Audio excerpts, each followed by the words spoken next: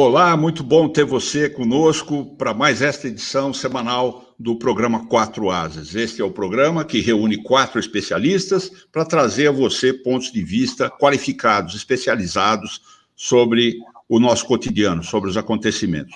E, em termos de acontecimentos, a gente tem a obrigação, praticamente, de olhar para o grande acontecimento dos últimos dias, que mexeu com tudo, que foi a decisão do ministro Edson Fachin no Supremo, envolvendo o ex-presidente Luiz Inácio Lula da Silva. Deu uma sensação, assim, de coisas antigas, né? Várias frases e comentários que estavam esquecidos voltaram, né? Estão em voga novamente, estão pessoas repetindo certas frases. Parecia uma coisa antiga que foi trazida de volta. Nós vamos entrar nesse assunto de acordo com a especialidade de cada um dos 4 ases. Então, estão conosco o Walter Mairovich, o Humberto Casagrande e, na sequência, o Moisés Rabinovich vai olhar para a reação internacional ao que aconteceu aqui no Brasil. Tem gente fazendo perguntas assim que nem nós brasileiros estamos conseguindo responder. Vamos começar com o Walter Mairovich, porque, afinal, é um tema eminentemente da área dele. E, Walter, eu te pergunto, tem algumas pessoas aí comentando que agora é que se fez justiça, né? Depois desses anos todos, que agora é que se fez justiça. Sob esse aspecto, qual é a tua visão para essa situação toda? Eu respondo para você e para todos, lembrando um poeta, um grande jornalista e tradutor gaúcho. Ele é de Alegrete, falecido, saudoso. O nome dele é Mário Quintana. Ele teve sempre uma implicação com a justiça. E uma vez ele soltou uma frase famosa, e aqui fica a tua resposta, Adhemar, que é a seguinte, eu coloco entre aspas. Ele disse, a justiça é cega, e isso explica muita coisa. Bom, com essa ironia do saudoso Mário Quintana, eu diria que nessa semana nós tivemos aí um embate. De um lado, um contorcionista que não dá para ele ir para o Circo de Soleil, porque nos contorcionismos jurídicos que ele faz, ele acaba metendo o pé pelas mãos. Me refiro ao ministro Edson Fachin e essa última decisão dele. Do outro lado, nós temos aquele que se travestiu, se colocou em panos do varão de Plutarco, aquele ético, o varão de Plutarco, que viveu no século V depois de Cristo, em razão dos seus dotes éticos, da sua vida pública irreprovável, ele, aos 90 anos de idade, virou o chefe, o sacerdote do templo de Delfos. Então, quando se quer falar e enaltecer alguém pelas suas qualidades ético-morais, se fala que essa pessoa é um varão de Plutarco. Quem se colocou em vestes de varão de Plutarco, sendo um varão de Plutarco às avessas, foi o Gilmar Mendes. Então, a partir daí, eu vou debulhar. Começo com o Fachin. Por mais de 6 anos, a defesa técnica do Lula, do ex-presidente Lula, bateu numa tecla. Qual seja, o foro e o juízo, o foro de Curitiba e o juízo da 13ª Vara Criminal, não eram competentes para os processos do Lula, porque não havia conexão, correlação, ligação entre os casos Lula e a Petrobras. Essa era a tecla. Isso foi afastado pelo antigo relator Teori Zavascki, também pelo Tribunal Regional Federal, em sede de apelação, pelo Superior Tribunal de Justiça e pelo próprio Supremo Tribunal Federal. Mas eis que, de repente, o Fachin resolve tirar a venda da Themis e o que ele viu? Ele viu uma nulidade. Aquilo que a defesa vinha falando, ele reconheceu a falta de competência territorial e reconheceu nulidade. ele passou uma borracha nas condenações do Lula, em todos os graus, e o que ele mais fez? Em sede de embargos de declaração, que não se presta para isso, e de habeas corpus muito menos, porque o habeas corpus só cabe quando o processo é manifestamente, está escrito o advérbio manifestamente nulo, e não era o caso. E o que ele fez? Ele manteve atos não decisórios do Moro que deveriam ser analisados pelo próximo juiz e competentes. Agora, o ponto que gerou a grande queda de braço entre Fachin e Gilmar foi que o Fachin entendeu por prejudicados. O que quer dizer isso em linguagem jurídica? Olha, isso aí pode ser arquivado, não vai ser tratado mais. E qual era o tema? A suspeição do Moro. Que ele entendeu, como ele anulou tudo e tirou o Moro, achou que tirou o Moro da jogada, como dizem os jovens, ele deu por prejudicado todos os habeas corpus do Supremo.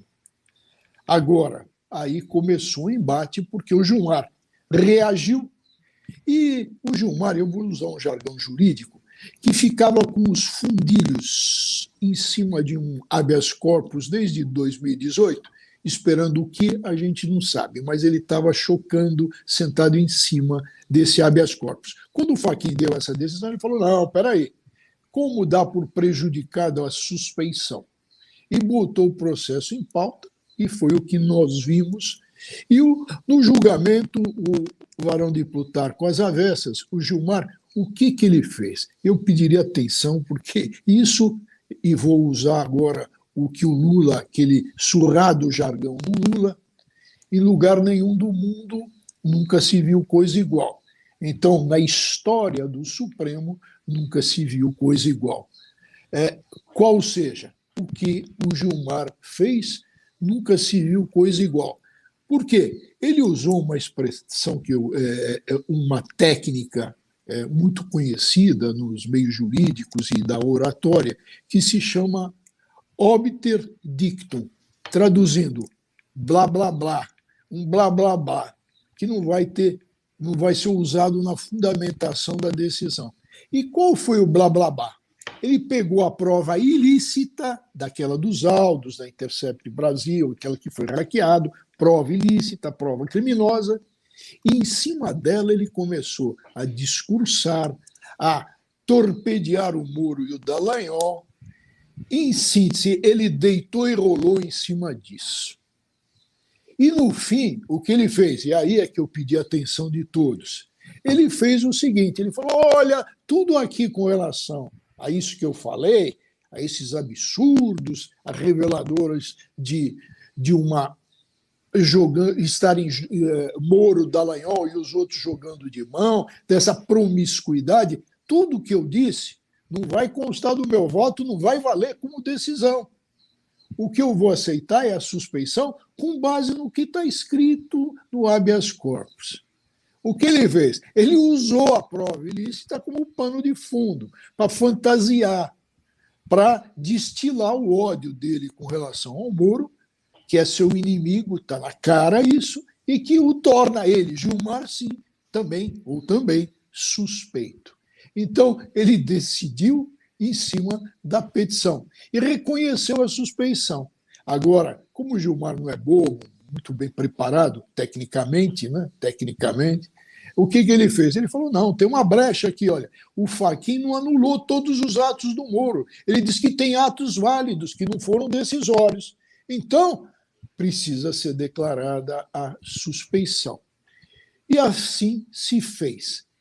Em síntese e num pano rápido, o Supremo mostrou estar com togas desgastadas. Está havendo uma fadiga de material, claramente. E realmente, Walter, como você disse, uma Suprema Corte tomar uma decisão dessas, monocrática ou não, é um negócio que levanta sobrancelhas em qualquer lugar do mundo onde exista um Supremo sério, né? Eu recebi muitas perguntas de pessoas nos Estados Unidos falando o que está acontecendo aí, né? É complicado para um sujeito fora do Brasil entender. Nós vamos entrar nisso mais tarde com o Moisés Rabinovitch, mas vamos chamar agora o nosso homem da política, o Ibsen Costa Manso, Ibsen, seus primeiros comentários. Você, no próximo bloco, vai entrar nas repercussões políticas. Mas vamos lá.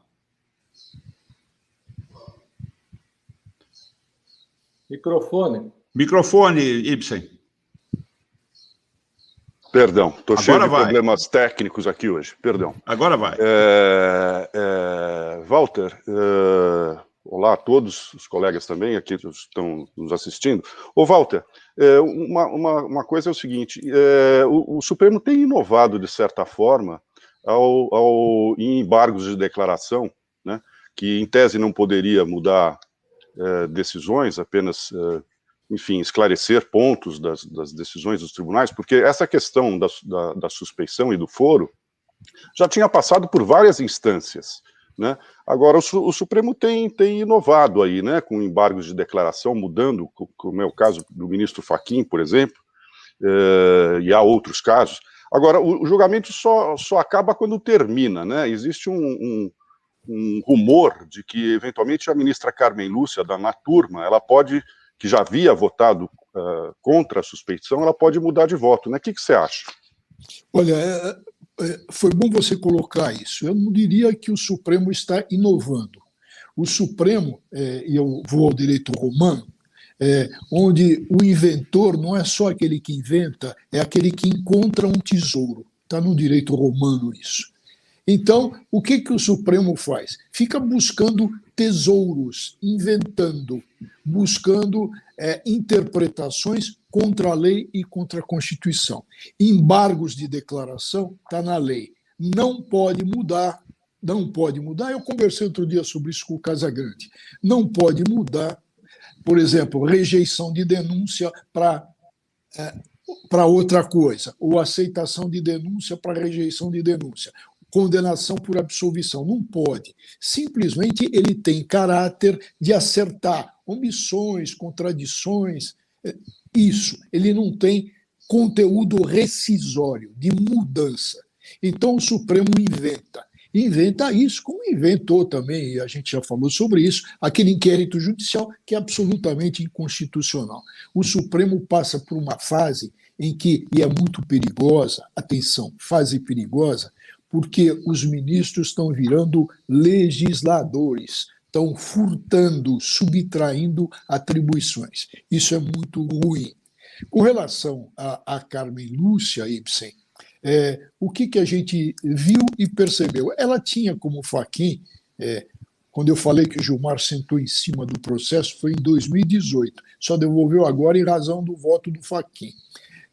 O que a Carmen Lúcia já tinha votado junto com o Fachin? Eles tinham entendido que não havia nenhum procedimento, nenhuma conduta suspeita por parte do Moro. Os argumentos da habeas corpus eram os mesmos de agora. Acharam isso. Só que quando o Gilmar Mendes começou com o blá blá blá, com o obter dictum, o que aconteceu? A Carmen Lúcia começou a se manifestar, gritinhos de plateia. Vocês já viram assim aquele macaco de auditório? Então, é uma coisa meio assim. E o que ela fez quando o Gilmar, com recursos de oratória, falou: veja a ministra Carmen Lúcia, veja a procurador que está aqui do lado, o senhor faria isso? O senhor não se envergonha do seu colega que mandou interceptar conversa telefônica dos advogados do Lula? E aí a Carmen Lúcia disse o seguinte: que absurdo, isso não pode ocorrer. Isso é um sinal revelador que a Carmen Lúcia vai mudar o voto, viu, Ibsen?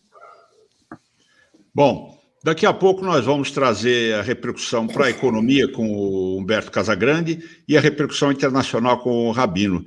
Mas, na sequência, depois do intervalo, é a vez do Ibsen Costa Manso com a visão do ponto de vista político. Nós voltamos logo após o intervalo. Algumas empresas procuram uma solução mágica para trazer inovação ao seu negócio. Algumas empresas acreditam que o segredo do sucesso está na tecnologia.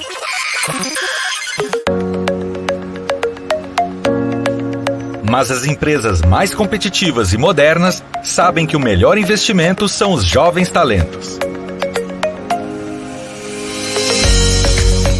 Aprendizes e estagiários trazem a liberdade, a criatividade e a garra de quem está começando a construir uma carreira e quer provar todo o seu potencial. O CIEE possui toda a experiência para auxiliar qualquer empresa a criar um programa de estágio e aprendizagem. Qualquer empresa mesmo. Entre em contato agora com o CIEE e dê um upgrade no seu negócio. CIEE, transformando vidas, construindo futuro. Vamos ao Ibsen Costa Manso, então. Ibsen, a sua visão, olhando para o mundo político depois dessas decisões e repercussões e comentários e fala do Lula, que nós presenciamos aí, 1h30 de lamúrias e outros comentários tais. Vamos lá, Ibsen. No Brasil é sempre com emoção, né, Ademar?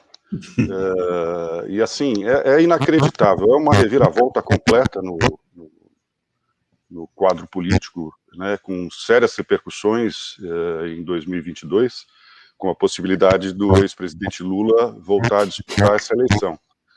Isso, toda a esquerda, né, acho que tem muito chão, muita água vai rolar ainda, é difícil fazer um prognóstico, né?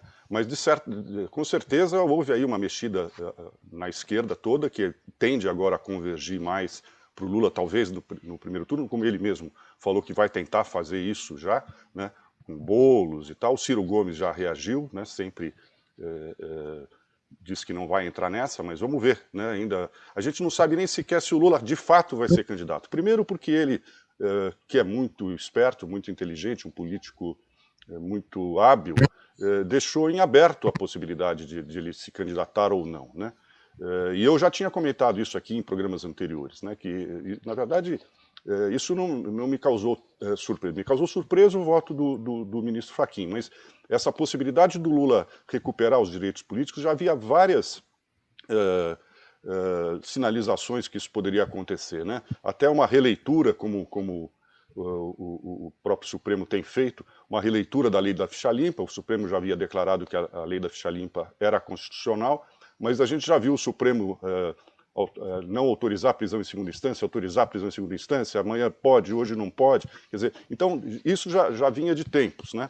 E essa questão da suspeição que vinha sendo colocada pela defesa do Lula, como o Walter falou, desde o início. E agora, quem é que garante que amanhã ou depois tudo isso não dá uma outra reviravolta aí, ou essa discussão vai para o plenário do Supremo e eventualmente se mantém? Porque o Lula está dizendo que se fez justiça e que ele é inocente. Na verdade, por enquanto, ainda não é essa a decisão, né? O ministro Fachin não anulou os processos, manteve o Lula ainda sob acusações, em que pese ele ainda precisar ser declarado réu novamente, né, se for para Brasília. Enfim, é uma confusão, como a gente já falou várias vezes aqui, que até o passado é incerto. Agora, isso mexe também com o presidente Jair Bolsonaro, né?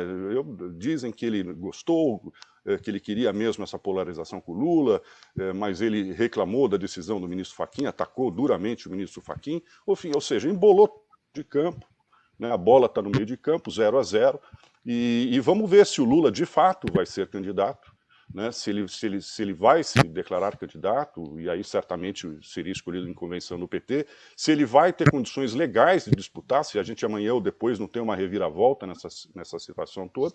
E o que acontece é que, visto de hoje, saiu uma pesquisa da CNN, após a decisão do ministro Fachin, feita pelo Instituto Big Data, e que, em tese, se a eleição fosse hoje, né, o presidente Bolsonaro venceria no primeiro e no segundo turno, né? Agora, como eu sempre digo, pesquisa não é resultado de eleição, a gente tem que verificar a tendência, né? Então é isso que a gente vai ter que observar daqui para frente, ver a tendência, se o presidente Lula diz que vai percorrer todo o país, né? As pessoas estão completamente desconectadas, né, com essa questão da pandemia, nós estamos muito longe da eleição, muita água, mas muita água ainda vai rolar. mal começaram a ser movimentadas, né?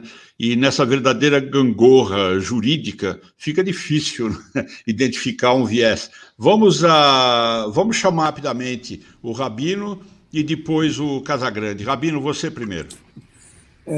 Ibsen, terá sido uma reação de causa e efeito o presidente Bolsonaro aparecer com máscara ontem, todo o governo dele mascarado, e ele assinando uma petição para compra de vacinas. O que você acha disso?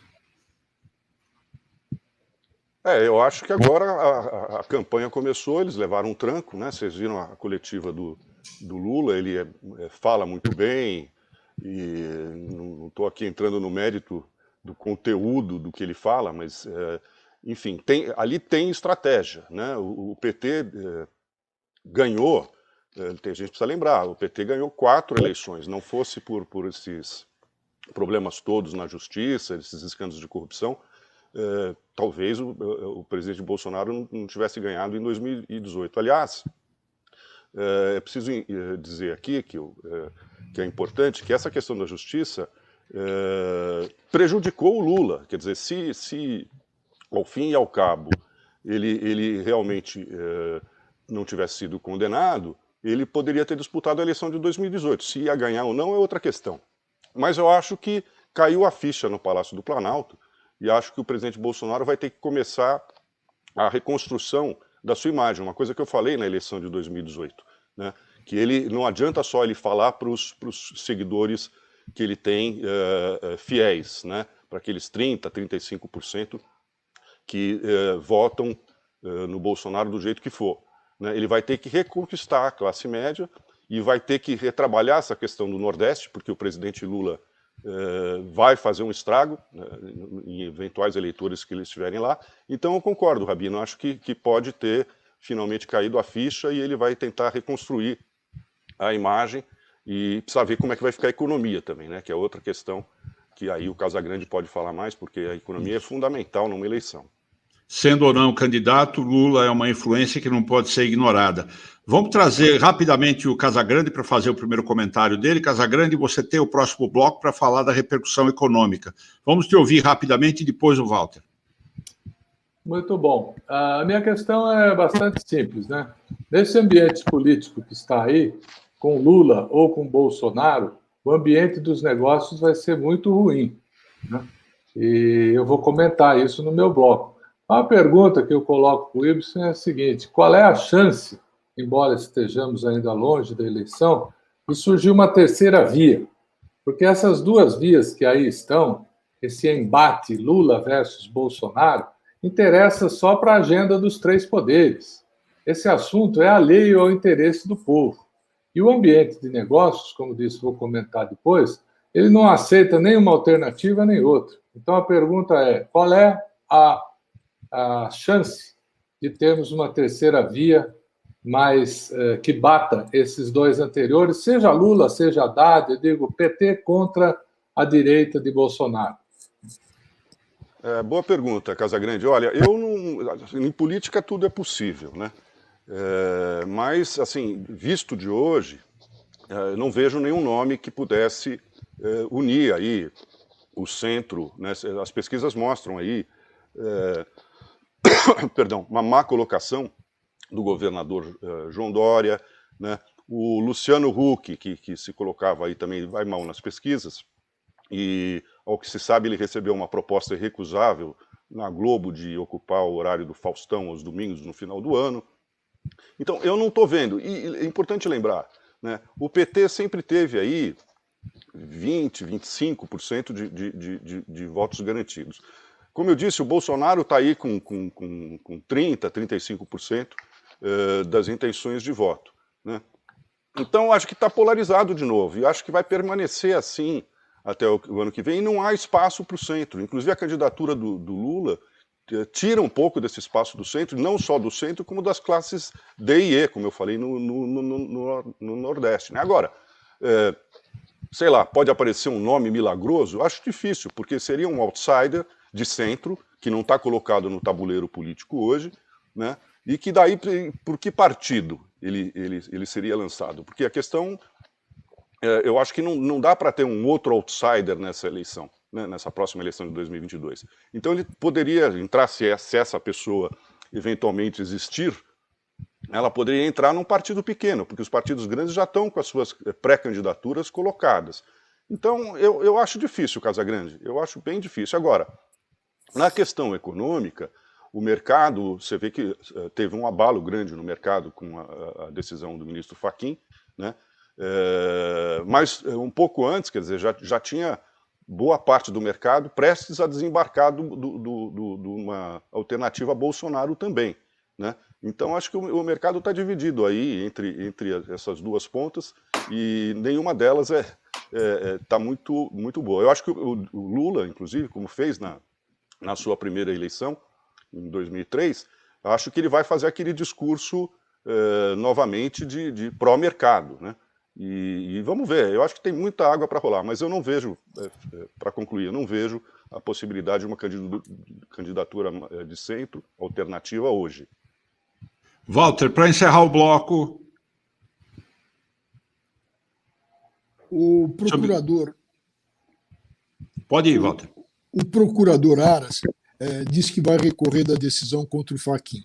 Vai para o plenário. Vamos imaginar, o plenário dá provimento ao recurso, então volta tudo como antes. Volta Sim. a Curitiba, todas as decisões condenatórias ficarão em pé. Agora, a gente já sabe qual vai ser a decisão da segunda turma, que vai dar pela suspeição.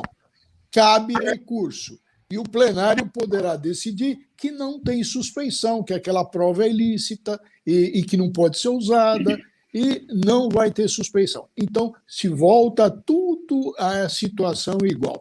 A fazer lembrar o grande Lampedusa, que coloca na boca do personagem o Príncipe de Salinas o seguinte: é preciso mudar tudo para tudo ficar exatamente igual. Será que o Supremo, Ibsen, vai ser o Príncipe de Salinas e como os políticos vão reagir? Pois é, Walter, como eu havia dito, né? A cada hora, nunca antes na história desse país, aquela frase do Pedro Malan foi tão acertada, né? Que no Brasil até o passado é incerto. Esse é um exemplo clássico, né? Agora, urna e eleição só depois da apuração. E eu acho que, como o Supremo também se transformou em um tribunal eminentemente político, como a gente está assistindo, não sei, né? Os ministros podem mudar votos. Eu não arriscaria um palpite de como é que hoje essa composição do Supremo vai se comportar. Você arriscaria um palpite, Walter, sobre uma decisão do plenário sobre essa questão? Que eu queria saber de você, como é que vai ser a reação política se tudo voltar à situação anterior? Quer dizer, a insegurança se fez, vimos ondas revirando tudo, mas ficou tudo exatamente como está. E principalmente, não apenas na política, né, como na opinião pública, né, Walter? O brasileiro assiste a essas coisas e não entende. O Adhemar estava falando de estrangeiros. Eu tenho muita dificuldade de explicar o Brasil para estrangeiros. Na verdade, eu tenho muita dificuldade de explicar o Brasil para brasileiros, né, em bom português, porque realmente é surreal o que a gente vê acontecendo, né? E vamos ver como é que as repercussões, está todo mundo tão estupefato, inclusive no Congresso, que por enquanto não se pode nem falar de uma posição política. E como eu disse, tudo pode mudar amanhã. Então está realmente uma bagunça. Eu acho que o termo é esse. O Brasil, na política, se transformou numa bagunça, né? A política no Brasil, como eu vivo dizendo, é uma caixinha 2 de surpresas, né? Sem trocadilhos, mas insegurança é a palavra-chave. E eu, sei lá, de minha parte, passando o tempo que eu passei fora do Brasil, eu fico, às vezes, abismado com a falta de importância que a jurisprudência tem no Brasil e o que se pensa disso em outros países. Estados Unidos, por exemplo, os advogados todos viram, se você vier com uma causa que já tem jurisprudência, o cara já fala para você, nem entra com isso aí, que é perda de tempo, né? E aqui não, aqui tudo é possível. O cara pode vir, o mesmo cara que tomou uma decisão assim, pode vir com uma decisão 180 graus na outra direção e tudo bem, né? Isso é que complica e dá um nó na cabeça de quem está tentando observar, né? Nós vamos voltar a isso com você, Walter, mas no próximo bloco é a vez do Humberto Casagrande. Voltamos depois do intervalo, já já. O jovem de hoje é o médico de amanhã, o engenheiro, o administrador, o advogado, o professor, o governante, enfim, o profissional do futuro. Para ser bom na profissão, o jovem tem que pôr em prática tudo o que aprendeu. É aí que entra o estágio e o aprendizado. Uma oportunidade de iniciar sua profissionalização, de se aperfeiçoar, de construir sua autonomia, de exercer a cidadania. Ofereça oportunidades para jovens estagiários e aprendizes e dê um futuro melhor para os jovens, para a educação e para a sociedade brasileira. CIEE, há mais de 50 anos encaminhando as novas gerações e preparando os profissionais que farão o futuro do Brasil. CIEE, Centro de Integração Empresa-Escola. Os agentes econômicos devem estar com o que resta de cabelos em pé com essa situação toda que nós estamos discutindo aqui. Vamos ouvir o Humberto Casagrande. Eu já acrescento, Casagrande, que já se vê nas redes sociais muita movimentação do tipo, por favor, gente, nenhum nem outro. Vamos pensar em alguma outra coisa, né? Vamos ver se isso vinga, mas, por enquanto, tem um momento. E o momento, a economia está reagindo como? Bom, a primeira coisa que eu queria colocar é a diferenciação entre o mercado de portfólio e o mercado estrutural, né? O que é o mercado? Esse ente esotérico, todo mundo fala, o mercado vai gostar, o mercado não vai gostar. O que é o mercado, né? Então, existe o mercado de portfólio, que são os investidores agora no curto prazo, o pessoal que está nas ações, que está trazendo dinheiro do exterior, que está aplicando, comprando títulos públicos, fazendo negócios. Esse é o mercado do portfólio. E esse é sempre que reage. As pessoas falam, olha, a Bolsa subiu hoje, a Bolsa subiu ontem, vai subir. Eu acho que as atenções para temas como o nosso têm que estar no mercado mais estrutural.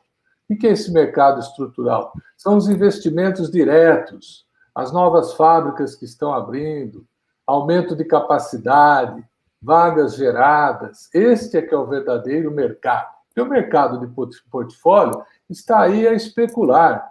E, regra geral, está sempre ganhando. Porque se ele vai acontecer uma coisa para lá, ele está vendido. Se vai acontecer uma coisa para cá, ele está comprado. Então, este mercado, ele é um termômetro, sim. Não estou negando a existência dele e nem a importância que ele tem na definição do humor, tal. Eu estou apenas relativizando e não negando. E no verdadeiro mercado, as coisas não vão bem. Não vão bem porque ali é que vai se formar o futuro do país, nos investimentos diretos, na geração de empregos, no nosso desenvolvimento de tecnologia, no nosso investimento em saúde. É aí que vai ser o futuro do Brasil, não é no investimento de portfólio. E neste mercado estrutural, a coisa está difícil. Está difícil por quê? Porque uma regra geral é a estabilidade, a previsibilidade. E o Brasil hoje se comporta como na ópera de Rigoletto, de Verdi, La donna è nobile, né? La donna è nobile e la pluma oscila ao vento. Então, hoje, as coisas estão para um lado, outros estão para o outro. Ora, como é que você vai tomar uma decisão de investir 15 milhões de dólares para fazer um negócio, contratar 700 pessoas, tal, nesse ambiente que acabou de ser descrito aqui, né? Você não consegue sequer saber se uma decisão vai valer ou não vai valer.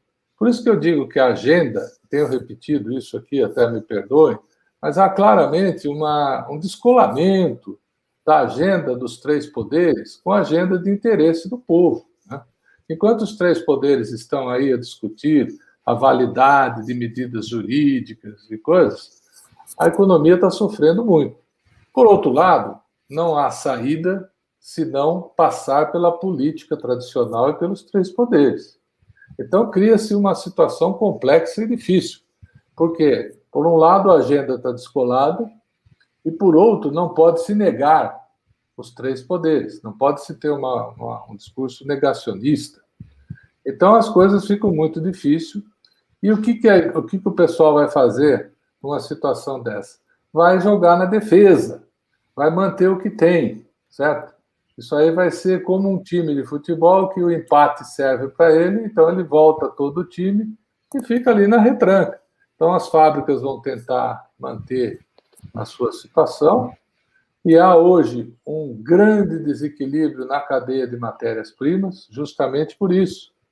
Falta papelão, não tem a embalagem, aí não tem ferro para construção. Então, o Brasil tem o supply chain, chamado supply chain, que é a cadeia de produção, ela está totalmente desequilibrada. E a tendência é que isso continue, né? Eu, até por um vício de profissão, eu não posso trabalhar com depende, vamos ver, vamos observar. Eu sempre assumo os cenários, né? Posso até mudar o cenário, mas eu sempre tenho um cenário. Então, o cenário que eu tenho hoje é de uma polarização muito grande esse ano que vem, com trocas de farpas, problemas, não avanço na vacina, a pandemia ainda não controlada. Então, dentro desse cenário, o ambiente de negócios é muito ruim. Nós já caímos da 8ª para a 12ª economia do mundo, né? E como é que a gente sairia disso? Existe uma solução? Existe. Existe uma solução muito boa, que seria fazer uma espécie de um pacto de Moncloa. Somente numa grande concertação nacional, com entendimento, é que nós, então, criaríamos as condições para sair disso. Mas o pacto de Moncloa, trazido para cá, não interessa a ninguém, porque um pacto dessa natureza, ele valoriza a coletividade em detrimento do indivíduo. E nós estamos vivendo hoje exatamente o oposto, a valorização do indivíduo em detrimento da coletividade. A equação está invertida. Então, lamentavelmente, é isso que eu estou vendo, e o ambiente de negócios, como disse, não de portfólio, o negócio estrutural não vai bem e não tem muitas perspectivas no curto prazo. Então, Casagrande, num país que tem mais de 30 partidos, é difícil enxergar que alguém esteja preocupado com a coletividade, né, e não com o individual. O que você relata mostra que o caminho aí está repleto de ingredientes que não ajudam a questão da estabilidade e da previsibilidade, que é o que o mundo dos negócios gostaria de ver.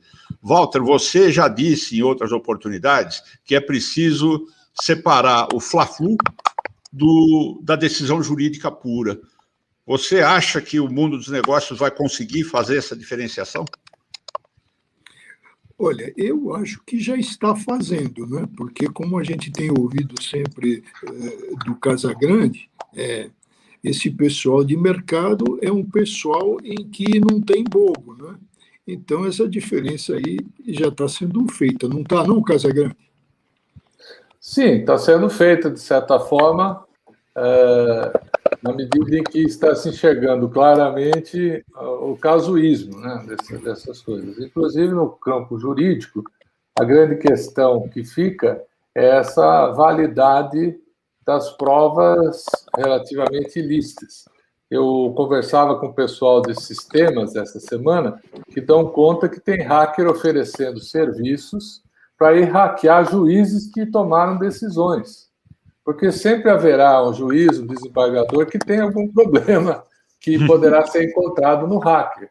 E esses hackers já estão a oferecer serviços a pessoas condenadas para hackear a vida dos seus julgadores, porque claramente, até voltando um pouco ao tema anterior, para mim o que aconteceu foi o seguinte: o hacker de Araraquara mudou a história da República. Esse contorcionismo jurídico, tudo isso que aconteceu, são formas de expressar uma coisa maior que aconteceu, né? Depois do advento desse hacker, tudo mudou. Mudou o Supremo, mudou o STJ, mudou... o mundo mudou. Então, a pergunta que fica é a seguinte: prova obtida ilicitamente vale? Por quê? Porque, na minha modesta opinião, não sou jurista, todas essas coisas que estamos comentando aqui da área jurídica, ela aconteceu depois do hacker de Araraquara. Será que, se não tivesse existido o hacker de Araraquara, nós teríamos tido os votos que tivemos no cenário? Será que esse tema voltaria tão rápido como voltou? Eu me atrevo a dizer que não. Então, ele provocou tudo isso, essas mudanças de posições, porque depois que você formou a sua convicção, devido a um hacker, arrumar uma argumentação jurídica para sustentar aquela sua convicção, num Brasil de tipos abertos e de leis imperfeitas e de desprezo à jurisprudência, como foi dito aqui, não é muito difícil você construir uma sustentação para um pensamento. Isso aí não é difícil. Então, eu entendo que, estruturalmente, as coisas estão acontecendo devido ao hacker de Araraquara. Quer dizer, um sujeito lá no interior de São Paulo, né, com problemas psicológicos, coisas, ele se trancou de madrugada no quarto dele lá e conseguiu mudar a história da República. É inacreditável que isso possa acontecer. Casagrande, todos dizem, todos, né, quando você pergunta, que provas obtidas ilicitamente não valem, não pode considerar. Mas aí os ministros do Supremo leem diretamente do que foi obtido dessa forma para compor suas opiniões e suas decisões. Aí fica muito difícil para a opinião pública entender o que é aquilo e se vale ou não vale, né?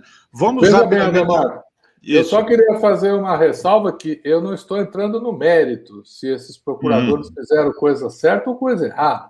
Isso aí é outra coisa. A questão é a seguinte: pode um conjunto probatório desse aí, obtido desta maneira, vir? O que eu ouvi também, e o Walter pode confirmar, é que uma prova obtida ilicitamente, se ela vier em favor do réu para desconstruir uma injustiça, ela é permitida.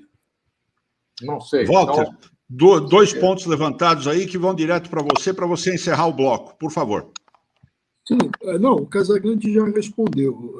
Prova ilícita, quando é pró-réu para absolver, tem toda uma doutrina europeia. Agora, a Constituição nossa diz, a Constituição, que é prova ilícita, não pode ser aceita. Isso está escrito.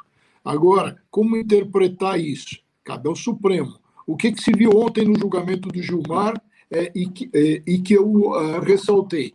Ele falou da prova ilícita, usou a prova ilícita, fez todo aquele, aspas, aquela encenação e concluiu o quê?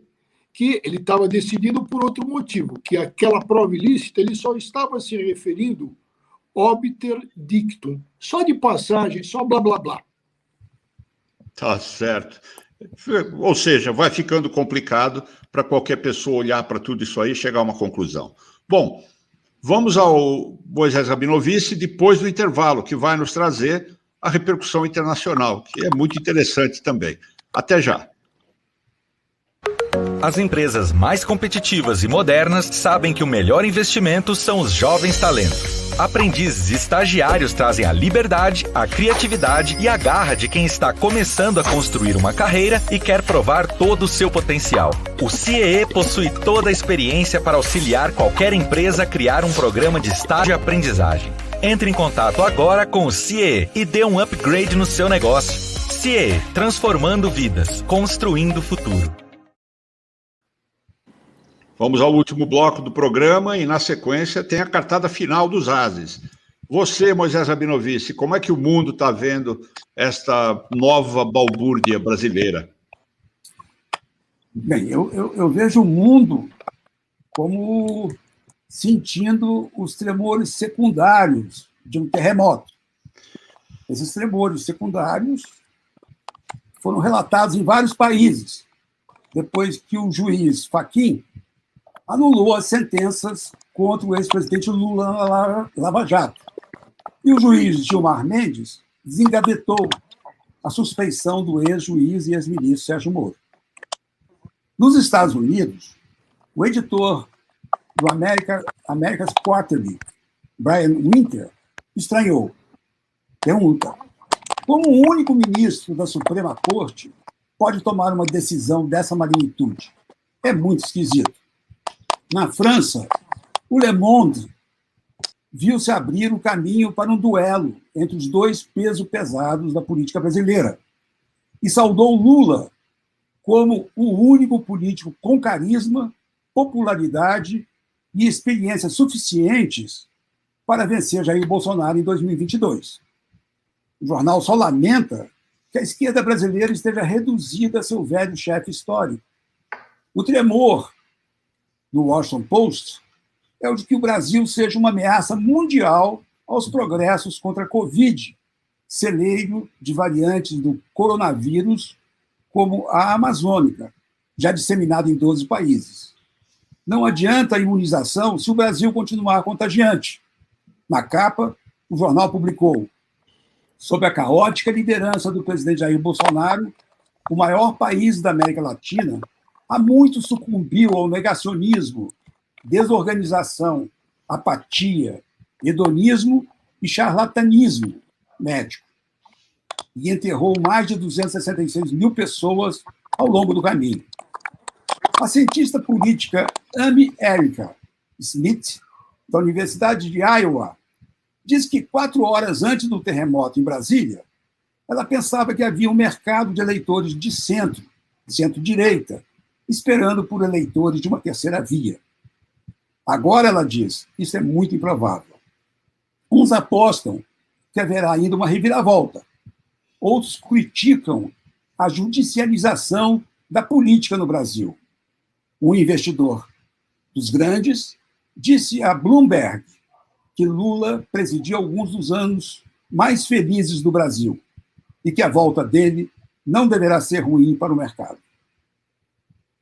Está aí, né? Bom, como você vê, né, por essas reações diversas, realmente explicar o Brasil, que já é um negócio complicado para brasileiros, explicar para estrangeiro, então, aí a coisa assume proporções diferenciadas, né? Porque as perguntas são interessantíssimas, né? Eles não entendem essas coisas, como relatou o Rabino, eles não entendem como a coisa pode ir de um extremo para o outro, com a mesma pessoa tomando a decisão dentro de um ambiente que deveria ser, assim, mantido num pedestal, praticamente, que é uma Suprema Corte, né? Basta ver como é que as Supremas Cortes em países aí que não fazem essas coisas são tidas, né, pela população em geral. Não existem debates tão acentuados sobre pode, não pode, deve, não deve fazer isso, sobre ministros individuais. As pessoas nem sabem o nome dos ministros todos que estão na Suprema Corte. E aqui nós estamos decorando o nome de todos, porque cada hora vem um susto, né? Casagrande, qual é a tua visão nisso? Você certamente já se deparou aí com pessoas de fora do Brasil fazendo perguntas assim que a gente tem dificuldade para esclarecer. Sim, sim. O Brasil sempre foi um desafio para explicar para os jovens, para os estrangeiros. Primeiro, eles tinham que entender a inflação. É uma coisa muito maluca, né? Balanço e moeda corrente, quer dizer, você tinha que transformar a inflação na... E eu acho que há, sim, uma dificuldade grande de entender, e por isso o Brasil vai ficando cada vez mais o país do carnaval, do Pelé, dessas coisas mais, assim, menos concretas e menos sérias, né? Eu não sei se o Rabino está enxergando também como é que ficaria essa nova relação dos Estados Unidos com o Brasil, porque eu acho que é uma coisa importante para a economia. A China é muito pragmática no relacionamento, né? Se nós temos frango, minério e outras coisas, se o filho do presidente fez piada, isso aí chateia e provocou uma certa reação. Mas depois das 6, a hora que fecha o expediente, a China é muito pragmática. Ela fecha os boletos lá de compra dos produtos e vem, né? Já os Estados Unidos, eu não sei, que é o segundo maior parceiro nosso, né? Primeiro é a China, depois os Estados Unidos, depois a União Europeia. Então, eu acho que nós temos que recompor internacionalmente essas 3 coisas. Ibsen, será fácil. Vai, Rabino, conclui. É que ele perguntou como é que os Estados Unidos vão atuar, né, doravante com o Brasil. Desde a eleição de Biden, já se sabe que o Brasil está com um problema seríssimo, porque Joe Biden e Antony Blinken, que é o secretário de Estado, conhecem muito bem o Brasil. Os dois estiveram com Dilma em Washington e no Brasil, e tem as posições do governo democrata são totalmente contrárias ao dia a dia de Trump com o Bolsonaro. Então, vem aí, até agora, Bolsonaro não recebeu um telefonema de Biden, quando quase todos os chefes de Estado do mundo já foram, já ouviram a voz do Biden e o que ele pensa, né? O problema agora dos Estados Unidos é centrado na pandemia. Os Estados Unidos decidiram ontem à noite um pacote maior do que o PIB brasileiro de ajuda emergencial para os americanos. E, ao mesmo tempo, comprou mais 100 milhões de vacinas. Aí perguntaram para ele, mas não vai sobrar nenhuma vacina para o Brasil? Ele disse, não, primeiro eu quero vacinar as crianças que não estão programadas ainda e depois saber se vai ser necessária uma terceira dose. Então, por aí não houve um favor ao Brasil. A China, que você mencionou, ela é sempre um jogo duplo. Veja com Mianmar. A China esteve sempre com os militares de Mianmar e apoia o golpe e até parece que deu alguma infraestrutura. Mas também namora a liderança civil. Não perdeu o contato com ela. Ele está nos dois polos. E o que interessa para a China é realmente, em Mianmar, é que realmente seja o México para eles. E usa isso com muita clareza.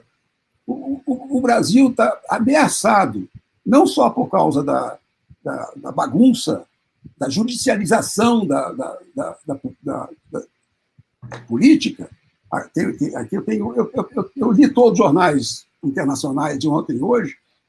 O que mais assusta é que os juízes têm a palavra final sobre o que acontece na democracia brasileira. Ninguém está entendendo isso direito.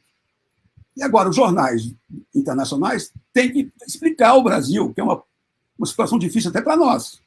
E a maioria dos artigos que você encontra são explicativos, didáticos. A não ser o Le Monde, que faz editorial, é político, tem opinião. Então, o Brasil está correndo o risco sério de se tornar, se já não é, o pária do mundo. Daqui a pouco vamos ser fechados, porque o Brasil contagia o mundo. O Brasil, sem vacina, sem imunidade, ele se torna perigoso. Para quem já trabalhou para obter vacina, já vacinou a população, e aqui o que se viu foi um desrespeito à ciência, um desrespeito ao uso de máscara e por aí afora. Nesse ritmo, o risco é de virarmos uma área de isolamento, né? E para você, Costa Manso, explicar, o Brasil faz parte da tua atividade no dia a dia. Com tudo isso no prato, né, como é que se pode digerir? Como é que você está começando as tuas explicações hoje? Ademar, eu estou pasmo como todo mundo, porque aqui realmente vivemos a era da incerteza, né? Então, como o Casagrande falou, a gente tem que estabelecer alguns cenários. Agora, isso muda do dia para a noite, né? Eu queria comentar, o Rabino estava dizendo de um especialista americano que elogiou os tempos do governo Lula, né? Os dois governos um britânico, a Bloomberg. Ah, sim, tá bom. A agência Bloomberg. E a questão é a seguinte, precisa ver como é que era... Eu dificilmente acho que um eventual terceiro governo Lula seriam como os dois deles anteriores. Lembrando que depois veio o governo Dilma, e no segundo governo Dilma que nós começamos a padecer dos problemas econômicos, né? E o Casagrande sabe bem disso, eu ia até perguntar no bloco dele, mas não deu tempo. Porque se tem um ente no mundo que tem medo, é o dinheiro, né, Casagrande? Então, você estava falando do mercado estrutural e do mercado de portfólio, mas o que acontece é que quando há insegurança, há medo do dinheiro, os investimentos que seriam para o mercado estrutural migram para a segurança, ou sei lá, se é tão seguro assim, mas migram para a especulação, migram para títulos, né, que deem mais, portfólio, migram, né, para o mercado de portfólio, né? E, enfim, o contexto da eleição do Lula no passado não se aplica hoje. O mundo era diferente, né? Ele tinha uma situação econômica, o Brasil foi por um certo tempo o queridinho do mundo dos investidores e tal, e a economia ia bem. Não é o caso, né? Não foi nem o caso do segundo governo Dilma e não é o caso hoje. E eu acho que um eventual terceiro governo Lula, ele vai mudar muita coisa. Vai mudar com certeza em relação ao governo Bolsonaro, não tem nem dúvida, né, Rabino? Por exemplo, na diplomacia vai ser outro cavalo de pau, né? Na economia, que é o que os investidores têm um certo receio, ele pode ser mais estatizante, né? Então, enfim, realmente é uma surpresa a cada dia esse país, e a gente tem que tentar entender, eu tento entender o país, essa foi a minha missão de vida, né? Tentar explicar o país como jornalista, tentar explicar o país, mas é difícil, né? É difícil, porque realmente a gente é muito inovador em crise, né? Bom, Ibsen, na questão das estatais, no primeiro pronunciamento dele, o Lula já disse que deixou bem claro que o negócio dele não é privatizar nada. Vamos aguardar e ver o que acontece com tudo isso. Nós temos que ir para a reta final do programa de hoje, que é a cartada final dos Ases. Voltamos já já.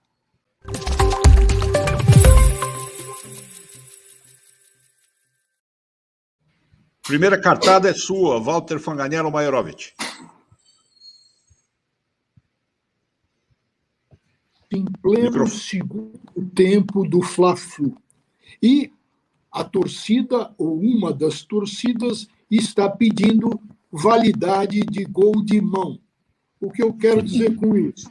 Está se levantando uma tese absolutamente maluca de que se a suspeição do Moro é igual a uma condenação e que é feita por um tribunal que é o Supremo, portanto, ele cai na lei de ficha limpa. Vale gol de mão. Para alguns times aí até vale, viu, Walter? Eles gostam. Vamos para a cartada final com Moisés Rabinovich. 1 minuto para você, Moisés. Os jornais israelenses de hoje, dessa semana, falam da eleição, a quarta eleição israelense em mais de 12 meses, pouco mais, pouco menos, a quarta, né? E o Bibi Netanyahu, o primeiro-ministro, viajou para Abu Dhabi. Ele vai ficar lá uns 3 dias. Abu Dhabi não queria que ele fosse, porque não quer se intrometer nas eleições israelenses. Mas Bibi teimou, mandou para lá o chefe do Mossad convencer o príncipe de Dubai. Convenceu. E deve se encontrar com o príncipe saudita, que é uma pessoa agora execrada pelos Estados Unidos de Biden. E antes era grande amigo de Trump. Bom, a cartada final fica com uma interrogação. Quem é que vai tirar Israel desse empate eterno em que Bibi sempre prevalece? Bibi Netanyahu. 1 minuto para a sua cartada final, Humberto Casagrande. Bom, como eu disse, a primeira estrofe da ópera de Rigoletto diz: La donna è mobile qual pluma al vento, muta d'accento e de pensiero. Ou seja, a dona é móvel, muda de sotaque, muda de pensamento, de acordo com as conveniências. Esse é o Brasil de hoje. E justiça seja feita, não é só o pessoal da justiça que está mudando, e todos os poderes. Agora nós estamos vendo o presidente usando máscara e defendendo as vacinas. Gente no Congresso que diz que não falou isso porque falou aquilo. Então, o que mais tem ao abrir os jornais é gente mudando que aquilo que falou não vale mais. Então, o Brasil é o da dona Mobile mesmo, né? Que as coisas mudam e parece muito com a sabedoria do futebol. Aquela torcida que passa o jogo inteiro criticando o jogador e aos 44 minutos ele vai lá e marca um golaço. Daí a torcida diz, o quê? Rony, nunca critiquei. Quer dizer, então, é mais ou menos isso que a gente assiste hoje na política e nos meios em geral. É uma tristeza. Tristeza e difícil de decifrar. Ibsen Costa Manso, a última cartada final é sua. Bom, eu quero acordar amanhã e ver qual é a novidade do dia, né? Vamos ver aí como é que o ministro Nunes Marques vai votar nessa questão, a decisão da turma e depois os recursos ao plenário. E isso aí eu acho que a gente vai ficar nessa incerteza, nessa insegurança por um bom tempo, né? Como eu disse, não sabemos se o Lula vai ser candidato por decisão dele ou por medida judicial no ano que vem, e fica essa incerteza toda. Outra questão é, se realmente forem anulados todos os processos, o que vai acontecer com os bilhões de reais que essas quadrilhas tiraram das empresas estatais e foram devolvidos para a União e para as empresas? Se a União e as empresas, só falta essa agora, mas eu já estou acreditando em qualquer coisa que tenha que ser devolvido, esses bilhões e bilhões de reais sejam devolvidos para os bandidos. Eu acho que é a primeira vez que isso vai acontecer no universo. Talvez falte algum, Ibsen. Quem sabe vem aí um novo imposto para juntar um caixa para pagar indenização para essas pessoas, né, que foram julgadas aí e são todos inocentes. Gente, nós estamos encerrando esta edição do 4 Ases, uma edição um pouco diferente, porque abordou um tema único. Muito obrigado a você que nos acompanha. Não se esqueça que você pode se inscrever, pode comentar, estamos aqui à disposição, queremos saber o que você pensa, o que você acha. E lembrando sempre que este programa tem apoio institucional da Fundação Editora da Unesp, a Universidade Estadual de São Paulo, Júlio de Mesquita Filho, e também do CIEE, que é o Centro de Integração Empresa-Escola. Agradecemos as duas instituições por esse apoio e pela ajuda que prestam disseminando o programa para seus públicos. Muito obrigado a você que está conosco, prazer ter você por aqui. Voltamos na próxima semana com mais uma edição dos 4 Ases. Obrigado aos Ases, até lá.